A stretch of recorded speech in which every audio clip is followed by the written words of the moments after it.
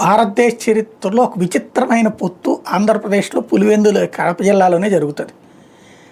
అదేంటంటే కడపేంట్లే స్టేట్ అంతా కూడా జరుగుతుంది. భారతీయ జనతా పార్టీ కాంగ్రెస్ బద్ధశత్రువులు, సైద్ధాంతిక శత్రువులు, బద్ధశత్రువులు. ఇక్కడ భారతీయ జనతా పార్టీ కూటమిలో ఉన్నటువంటి ఎన్డీఏకి కాంగ్రెస్ మద్దతు ఇస్తోంది.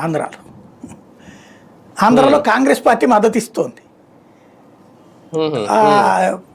తెలుగుదేశం పార్టీ వాస్తవం కాంగ్రెస్కి వ్యతిరేకంగా పుట్టింది.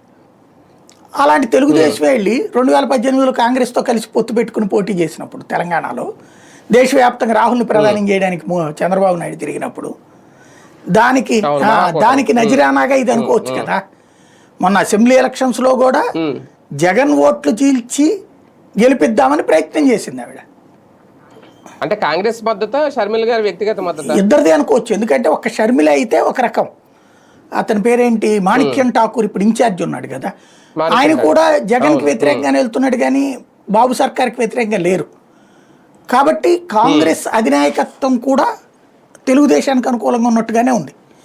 దానికి కారణం మేబీ తెలంగాణలో రేవంత్ రెడ్డిని సీఎం చేయించింది కూడా చంద్రబాబు గారు అంటారు కదా. అంటే బీజేపీతో గత్యంతరం లేక జట్టు కట్టారు ఆంధ్రప్రదేశ్లో, కూటమిగా ఉన్నారు. కాంగ్రెస్తో కూడా జట్టులోనే ఉన్నారు. వీళ్ళు జాతీయ స్థాయిలో ఇద్దరితోనూ ఒకే